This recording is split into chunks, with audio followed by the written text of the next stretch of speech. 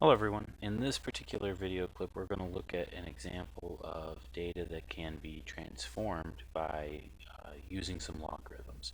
So the data set is here on the screen, and it is the consumer price index for a number of years between the year 1915 and the year 1995.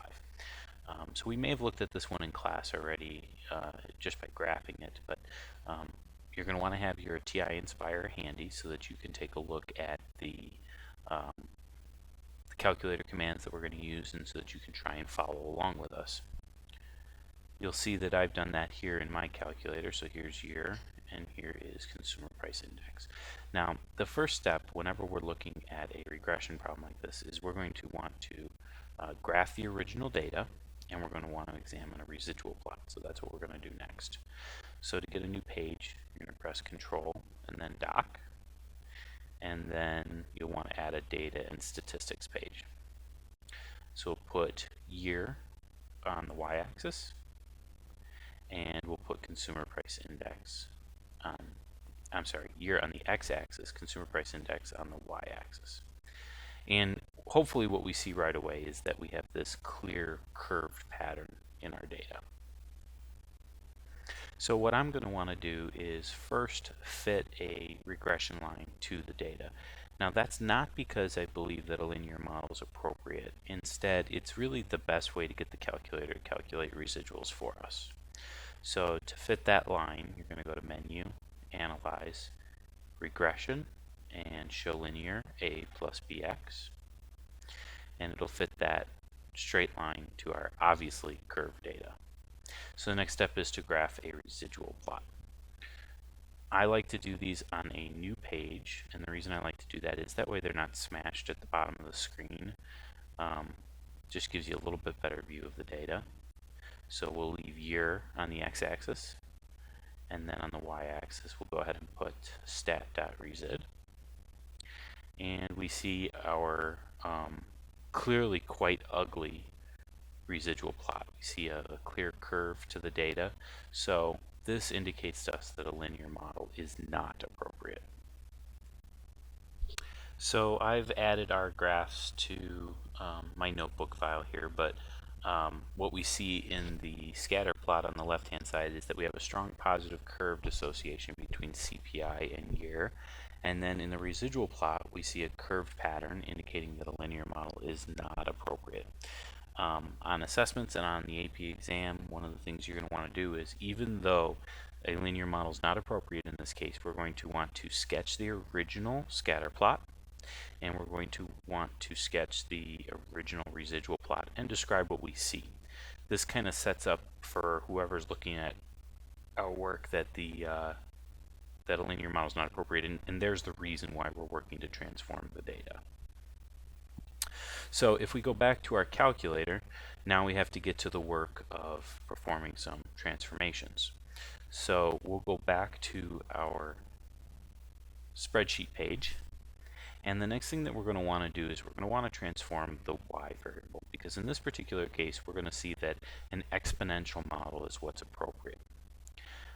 You may be inclined to work with column C to transform our y variable of CPI, but that's not going to be a great idea, because there's going to be some problems where we're going to transform y first, and then later we'll want to transform x, and it just makes our life a little bit easier if we can keep them in order. So we're going to come out here to column D, and we're going to call this maybe ln CPI. And the reason we're going to call it that is because we're going to be taking the natural log of the consumer price index values, and we're going to store it in this column. In order to do that, when you select the formula spot beneath the title for column D, you'll see this show up.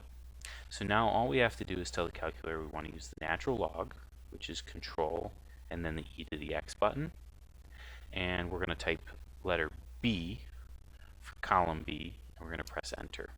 And it's automatically going to take the natural log of all of the values in column B. So now we're prepared to create a new scatter plot. So you can go all the way out to your last page, which was the residual plot that we just worked on, and add a new page. For this one, we're going to keep year on the x-axis, but now on the y-axis, we're going to go ahead and use the natural log of consumer price index. And hopefully one of the things that we notice pretty quickly is that this transformation seems to have done a pretty decent job of linearizing this data. I don't see the same strong curvature I saw before. Perhaps I see a point here that might be a leverage point, or it might even be influential. So we may have to pay attention to that, but it seems to have done a decent job of linearizing the data. Again, we know that we're going to need to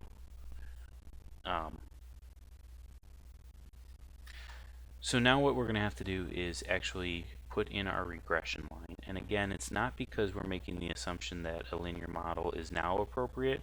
Again, it's just to get the calculator to give us some residuals. So there is our linear model. And now we're going to want to create a residual plot. So in order to do that, we're going to have to add a new page. And again, plotting year on the x-axis. And on the y-axis, we'll place stat.resid. And now we get this residual plot, which, while it's not perfect, it is a significant improvement upon the original CPI versus year residual plot. So here is our scatter plot and our residual plot side by side. So it's important at this point to again interpret what you're seeing in the graphs in context.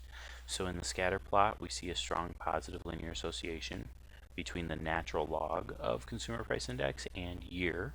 And then in our residual plot, we see less of a pattern in the residual plot, indicating that a linear model may now be appropriate. So now our next job is going to be to write the regression equation that describes this relationship. So writing a regression equation for this is going to take a little bit of extra attention, because this equation is going to look a little bit different than what we're used to seeing. So we're still going to have a predicted value, but now in this case our predicted value is going to be the natural log of consumer price index, not just consumer price index.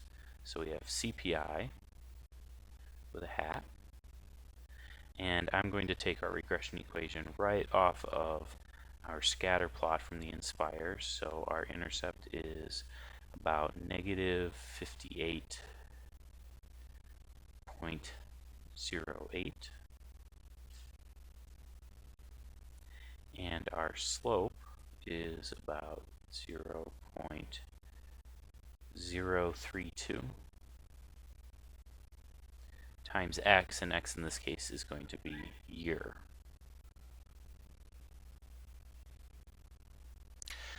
So, oops, forgot to put natural log there. So that's really important. Got to put natural log there.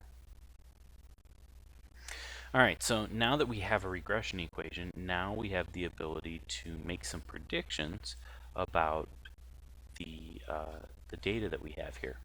So it would be a little bit of an extrapolation if we wanted to use, for example, 2015 as a year to make a prediction, but it might be a little bit more reasonable to work with the year 2000. So using this regression equation, we can make a prediction for the year 2000. So what we're going to end up doing is we're going to substitute 2000 in for year.